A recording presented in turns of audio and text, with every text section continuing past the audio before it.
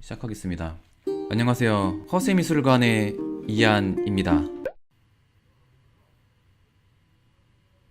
자, 이번 시간에는 최근 미술 관련된 이슈에 대한 이야기를 해보려고 합니다. 바모스. 자, 오늘인 것 같아요. 오늘 4월 1일이잖아요. 이미 지났네요. 한국에서는 13회 광주 비엔날레가 시작했다고 합니다. 떠오르는 마음 맞이하는 영혼이라는 주제로. 그래서 공동 예술 감독으로는 데프네 아야스와 나타샤 진발라, 전혀 모르는 분이에요. 저는 이 두 분이 주도해서 예술 감독을 하셨다고 합니다. 그래서 5월 9일까지 한대요. 아셨나요, 다들? 최근 이슈 찾다가 방금 알았습니다. 그래서 급하게 소식 전하는 거고, 파빌리언 프로젝트라고 있대요. 저도 몰랐거든요. 한국의 미술과 세계의 미술을 뭐 교류한다는 그런 프로젝트인 것 같아요. 어렵습니다. 일단은 떠오르는 마음 맞이하는 영혼. 일단 큰 주제를 결정하고 크게 이 주제를 맞추는 것 같은데, 초대된 작가와 이 주제와 맞추기 힘들잖아요. 그래서 아주 구체적인 주제를 안 정하는 것 같아요. 그래서 전체적인 주제가 일반인이 이해하기 어려운 너무 철학적인 주제로 홍보를 하는 것 같습니다. 기획이 물리적, 기술적, 영적 지성의 구조적 분할주의에 도전하며, 분할주의란 말을 어떻게 이해해? 이거 전 지구적 생활체계, 퀴어 테크놀로지, 공동체적 생존 방식 등을 작동시키는 광범위한 다수의 우주론을 깊이 천착한다. 우주론이래. 와, 어렵다. 광주 비엔날레 갔다 오신 분 계시나요?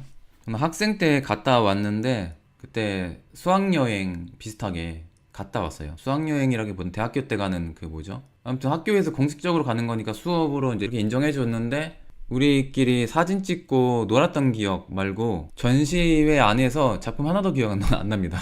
미대생들이 요지경이에요. 우리 잘못인가? 너무 어렵더라고요. 이해를 못 하겠어요. 어떤 의도인지. 포스터부터가 너무 난해하고 홍보하는 방식도 너무 일반인들이 접근하기에, 저 나름 전공자인데, 일반인 눈을 가진 전공자인데 이해를 못 하겠습니다.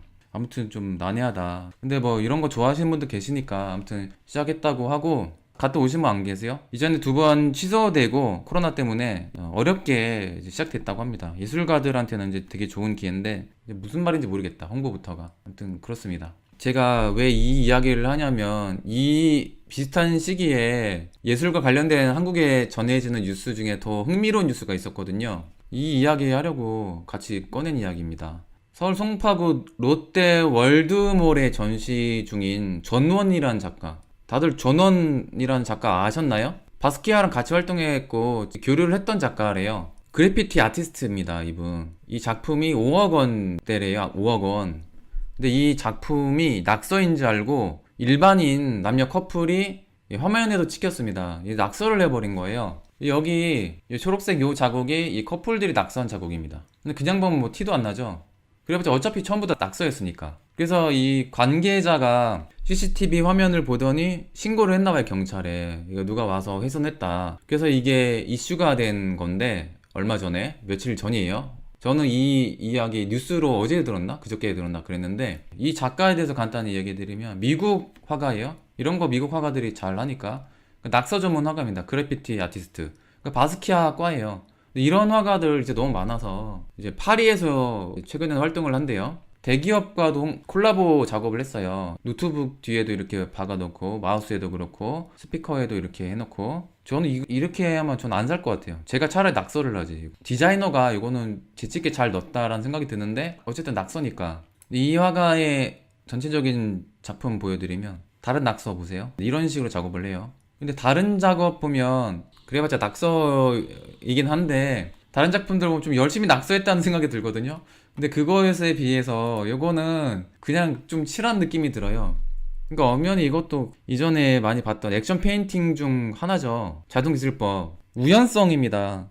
뭐 또 목적성이 있는 게 아니라 그냥 낙서예요. 그 훼손에서 이제 잡혀온 이 20대 두 사람이 왜 이렇게 함부로 훼손했냐고 하니까, 이 작품 앞에 페인트 통이랑 붓이 있었대요. 그래서 이게 참여형 작품인 줄 알고 그냥 낙서를 했다고 합니다. 그러니까 이 작품이 5억 원짜리 유명한 작가의 작품인지도 몰랐던 거예요. 낙서니까 낙서를 한 거죠. 그러니까 제가 이제 느낀 건, 이거 뉴스로 듣다가 너무 웃겨가지고 그냥 일반인들이 봤을 때의 낙서를 봤을 때 솔직한 평가예요. 낙서기 때문에 낙서를 한 것뿐입니다. 그거예요. 그게 본질이에요. 근데 이게 뭐 관계자가 의도성이 없으니까 선처를 하려고 한다. 보험 처리도 안 하고 책임을 묻지 않으려 한다. 대신에 그 존원이란 작가가 이게 알게 될 텐데 그 사람은 설득하겠지만 그 사람이 이게 법적으로 조치를 하면 엄청난 이제 액수의 이제 벌금을 물을 수가 있다.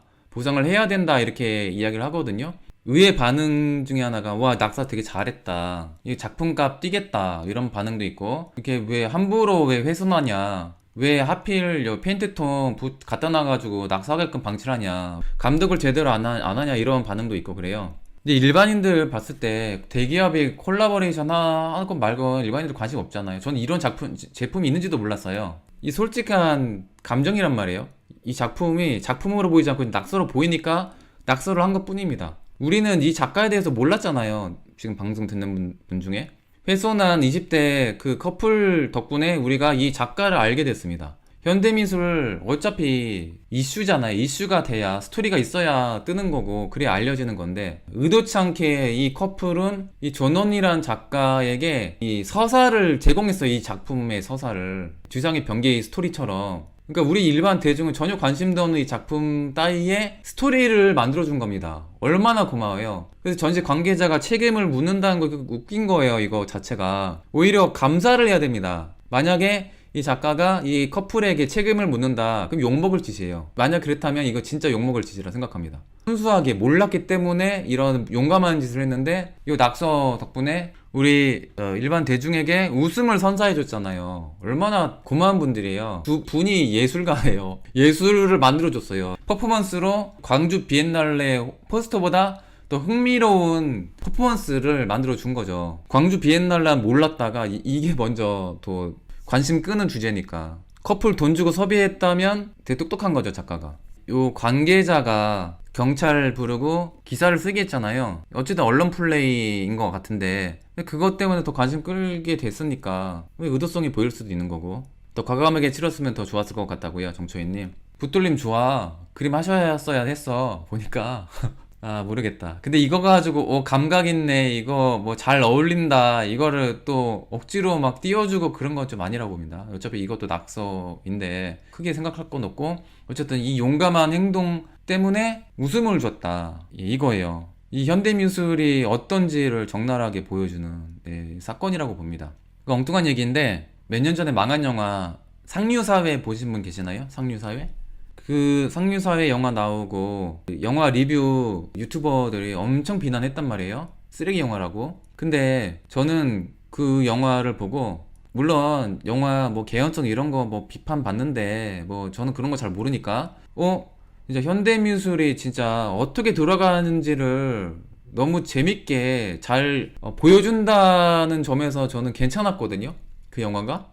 진짜 현대미술이 얼마나 진짜 좀 타락하고 썩었는지 얼마나 웃긴 상황이 벌어지고 있는지를 보여주는 영화라고 봤어요. 근데 대신에 그 마케팅이 좀 저질이었죠. 노출로 막 홍보를 하고 스위스가 노출 안 하니까 그것 때문에 또 욕먹고 억지로 그 이상한 배드신 넣어가지고 또 욕먹는 것도 있고. 근데 현대미술이요 억지로 막 관심 끌라고 이상한 추잡한 짓 더 많이 하거든요. 근데 그런 거 비난은 별로 안 하고 영화를 엄청나게 비난한단 말이에요. 그 현대미술 작품 중에 개연성 뭐 그런 거 따질 필요도 없는 작품들도 많은데 이런 작품엔 욕도 안 하고 영화보다 더 저질스럽고 정말 입에 담기 힘든 그런 방식으로 예술하는 사람들 많거든요. 근데 그런 작품들이 되게 고가에 팔리고 그러는데도 그런 거는 욕을 잘 안 해요. 일반 대중들은. 그런 것에서 좀 욕을 했으면 좋겠어. 솔직하게. 영화랑 예술 작품이랑 다르니까 그러면 안 된다 생각할 수도 있는데 포스트 모더니즘의 의의가 그런 거잖아요. 밑바닥에 하위 예술을 상위 예술로 이제 끌어올린 거잖아요. 나쁘게 말하면 어렵게 보이는 상위 예술을 바닥까지 끌어내린 것도 있고. 그러니까 현대 대중사회에서는 현대사회를 바라보는 키워드가 전 보편성이 있다고 보는데 근데 보편성을 이룬 모든 대중문화라든지 순수 예술은 퇴보된다고 생각하거든요. 그러니까 일반 대중들의 눈을 맞추지 못한 이 예술 작품이 이제 무슨 의미가 있는가. 옛날에 이제 사실주의 거장 쿠르베의 정신처럼 현실을 반영하지 않는 예술 따위 진짜로 욕 먹어야 된다. 이해할 수 없는 현실을 반영하지도 못하고 기법 자체도 이미 이전에 20세기 초에 이미 누군가 했던 시도를 해서 시대착오적인 것도 있고 너무 뻔한 것도 있고 이거 이제 너무 뻔하거든요. 이런 작품도 전혀 새롭지도 않고 이미 누군가 이미 했단 말이에요. 예. 그냥 어쩔 수 없이 잭슨 폴락 떠올리게 되잖아 이런 것도.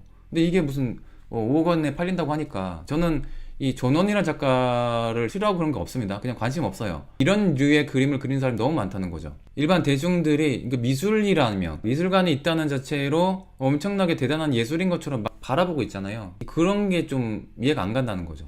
영화 비판하듯이 과감하게 그런 작품 봤을 때 솔직한 비평을 했으면 좋겠다는 거죠. 영화가 오히려 수준이 더 높은데 이젠 미술관에 있는 아주 비싼 작가들이라고 해서 뭐 내가 모르니까 함부로 얘기하면 안 될 것 같아. 이럴 필요 없다는 거죠. 대중의 이제 지성이 상당한 수준에 올라 있습니다. 그러니까 순수미술하는 작가들의 지성이 대중보다 훨씬 높냐? 그것도 아니잖아요. 그러면 동등하게 평가할 수 있다는 거죠. 아무튼 그렇습니다. 헛소리 너무 많이 했네. 광주 비엔날레와 요거를 비교하면서 이런 생각이 들더라고요. 광주 비엔날레 너무 난해하고 무슨 말인지 모르겠는데 이 사건이 너무 웃음을 줘가지고 아무튼 그렇습니다. 이 작품 이전에도 방송을 한 적이 있는데 이 작품이 한국에 온다고 합니다. 5월인가 그래요. 이야기는 해외에서는 친구가 이 소식을 전해줬습니다. 좀 몰랐는데. 그래서 이 작품이 파리의 피카소 미술관에 있죠. 이 작품과 더불어서 마리테리지 초상화 시리즈와 폴 초상인가? 남자 초상이 있는데 분홍빛의 그림 그렸을 때 그 작품에서 총 110여 점이 온다고 합니다. 꽤 많죠. 꽤 괜찮은 전시일 수 있겠구나라는 생각이 들었고 근데 입장료가 청소년이 15,000원이었나? 일반인 2만원 이상이었나?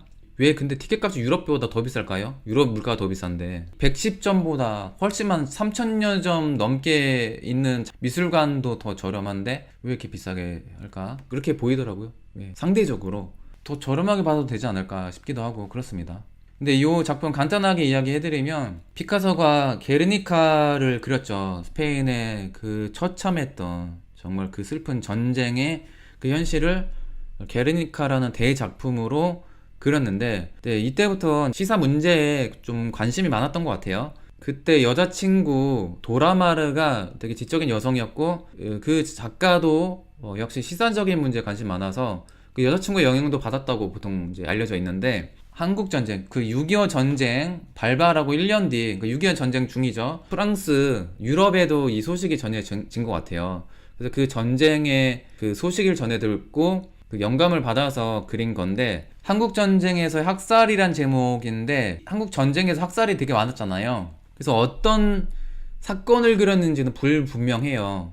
그런데 피카소가 대표적인 사회주의자, 공산주의자잖아요. 공산당원 배지도 가지고 있었고 정치적인 화가였습니다. 정치적이라는 게 화가가 충분히 그럴 수 있거든요. 스페인 내전 때도 그 공화주의자와 공산주의자들과 손을 잡았으니까 내전 중에도 만화 시리즈 비슷한 그런 사파를 그려서 전쟁 자금을 마련했어요. 지원을 해주고자.